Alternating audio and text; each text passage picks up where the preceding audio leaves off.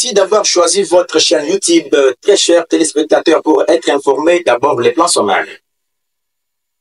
Le monde scientifique a un nouveau-né dans la province du Kasaï central. Il s'agit d'un institut supérieur et universitaire baptisé Technique du Congo, ISTECO en sigle. Vous allez suivre les reportages dans cette édition du journal. Quelques enseignants du complexe scolaire Les Enfants d'Israël ont clôturé vendredi 20 juin dernier la formation sur la technique agricole et gestion des semences. Parlons aussi de cette information. La Banque mondiale a visité le jeudi 19 juin 2025 les chantiers et la construction d'un laboratoire de la santé publique. Détail dans ces reportages.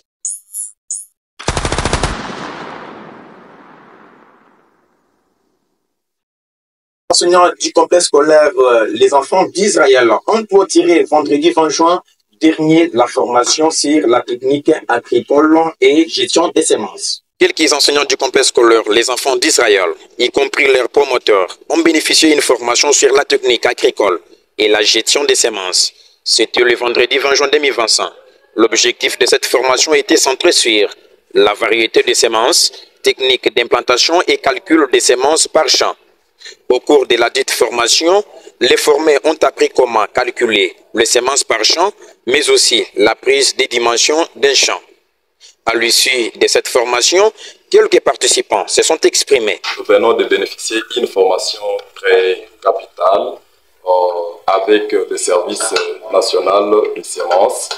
Nous avons suivi cette formation pendant des jours ici au sein de l'établissement des Enfants d'Israël. Une formation qui nous a outillés sur la production et la multiplication de semences ici au Kasaï central. C'était une formation qui était très utile pour nous parce que nous avons eu les techniques de production, les techniques de conservation, même les méthodes de plantation de semences que nous avons vues avec les formateurs et c'était vraiment très meilleur. Depuis les jours que nous avions débuté une formation qui nous a aidés. Bon, il y a beaucoup de jours que nous avons travaillé, mais avec cette formation, nous avons eu de bonnes choses.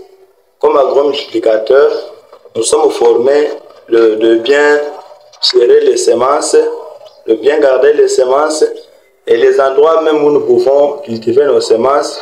Bon.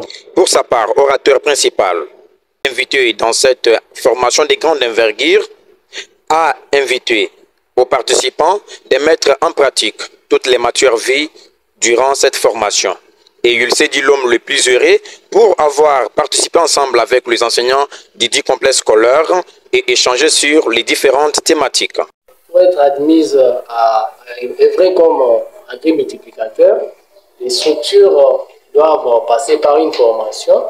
Laquelle formation va les aider à s'enquérir des normes essentielles à la production de la semence. Et au courant de cette formation, nous avons eu à parcourir les différents points essentiels, tels que la partie généralité d'abord, qui est consacrée à l'agriculture générale. Là, on a eu d'abord à définir qu'est-ce que c'est la semence, on a vu la variété, ses différentes catégories et les critères de différenciation des variétés. On a vu la filière sémantique en République démocratique du Congo avec les différents intervenants, là où les SENASEM intervient à tous les niveaux en tant que service de contrôle des qualités. Hormis cela, nous avons aussi vu la deuxième partie qui était consacrée exclusivement à la mise en place et conduite des champs sémenciers. Là, nous avons eu à aborder les différents points tels que les choix du site pour la multiplication sémencière, qui est à la fois un problème social et un problème technique. Un problème technique du fait que vous devrez respecter les normes techniques nécessaires dans les choix du site, tels que la topographie qui doit être plane, l'isolement, les précédents culturels et ainsi de suite. Restons toujours au complexe scolaire Les Enfants d'Israël où cette institution va procéder le vendredi 27 juin 2025 à la clôture de l'année scolaire 2024-2025. En même temps, il y aura aussi proclamation des élèves, d'où les responsables de cette institution appellent aux parents des élèves de venir nombreux pour participer dans cette grande activité d'envergure. Le monde scientifique a un nouveau-né dans la province du Kasaï central. Il s'agit d'une institut supérieur et universitaire baptisé Technique du Congo, ISTECO en sigle. Les reportages. Souciant de l'éducation dans la province du Kasaï central, la Fondation Jean-Paul Mouyaya a réalisé son projet tant attendu dans la ville de Kananga. Il s'agit d'un nouveau-né qui est l'Institut supérieur technique du Congo, ISTECO en cycle, qui a vu jour. Selon les promoteurs de cette institution, ce projet mettra en priorité l'éducation et d'ajouter la Fondation Jean-Paul Mouyaya a déjà mis en place plusieurs œuvres dont notamment l'école primaire et humanitaire, y compris ISTECO. Par ailleurs, cette autorité lance un appel vibrant à tous les parents de venir inscrire leurs enfants dans cet alma mater. Nous sommes devant vous aujourd'hui pour vous présenter notre projet, la continuité d'un projet tant attendu, la naissance aujourd'hui de l'Institut supérieur technique du Congo, ISTECO en cycle. La Fondation Jean-Paul Mouyaya avait un projet, le projet qui mettait en priorité l'éducation. Nous avions commencé avec la création de l'école maternelle, l'école primaire, l'école secondaire. Aujourd'hui, nous voici arrivés au nouveau-né qui est l'Institut supérieur technique du Congo. Comme c'était une de nos priorités, ainsi vous voyez l'apparition de cette institution. Comme on n'avait pas déçu les gens avec l'école maternelle, primaire et secondaire, nous ne décevrons pas encore les gens. Chez nous, c'est l'enseignement, pas seulement l'enseignement aussi, mais la transformation de l'homme. Je pense que c'est ça notre message de donnant à la population. Nous lançons aussi un message à toute la population centre-kassaïenne et la population congolaise à venir inscrire les enfants, les étudiants, afin d'avoir une formation de qualité et aussi un coup de main au personnel scientifique afin que ce nouveau-né puisse vraiment atteindre ses objectifs. Parlons aussi de cette information. La Banque mondiale a visité le jeudi 19 juin 2025 les chantiers et la construction d'un laboratoire de la santé publique. Détail dans ce reportage. La délégation de la Banque mondiale a effectué ce jeudi 19 juin 2025 une visite d'inspection dans le chantier où les travaux de la construction d'un laboratoire de la santé publique évoluent. Accueilli par Richengu Fulundala, délégué à pied d'œuvre, tout a commencé par les explications de l'ouvrage sur la maquette, suivi de passages dans toutes les parties essentielles qui composent cet ouvrage. S'agissant de la durée finale que va prendre cet ouvrage, le représentant de l'entreprise Johnston Group, l'architecte du vin Matomene, a précisé qu'au mois de décembre, tous les travaux seront clôturés et l'ouvrage sera remis. Motif de satisfaction pour le docteur Michel, chef de la délégation qui a encouragé l'entreprise pour l'état d'avancement, tout en leur demandant d'accélérer pour atteindre la durée finale.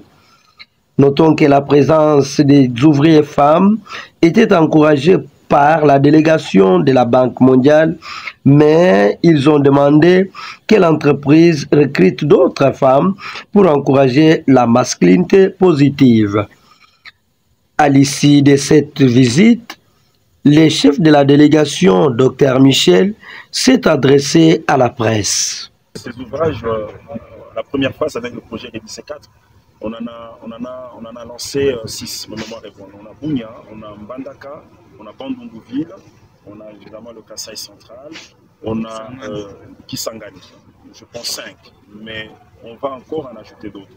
Et ce qui est bien d'abord, c'est qu'on a standardisé les 5 laboratoires, l'équipement sera le même, donc on peut même permettre le transfert des compétences entre labos, parce que ça sera le même modèle. Et maintenant, vous le savez bien, nous construisons dans des provinces où jadis il y avait des laboratoires. Le cas ici, vous voyez ce bâtiment qui est là, construit par les Belges à l'époque coloniale, mais c'est encore des bâtiments qui tiennent.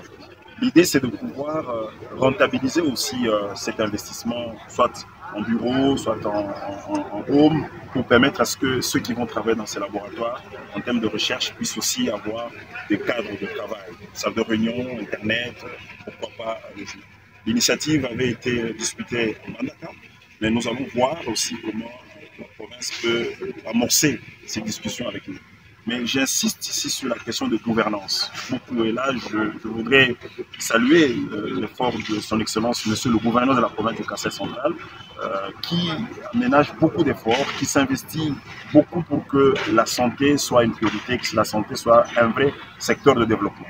J'ai vu ce qu'il est en train de faire sur la question des ressources humaines. On veut vraiment que la gouvernance de tout ça soit au top et que nous puissions rentabiliser, n'est-ce pas, ce que nous faisons comme investissement. Je rappelle encore une fois de plus que la santé est un secteur de développement. Quand vous investissez dans la santé, vous bâtissez le capital humain. Et quand vous avez une population en bonne santé, c'est une population qui travaille et qui contribue à la croissance économique. Il ne faut plus penser autrement. Donc, investir dans la santé, c'est investir dans le développement. Et ce laboratoire, c'est aussi pour le développement. Ce n'est pas que pour des analyses. Pour voir cela dans le cadre global de la réduction de la pauvreté et de la du partage.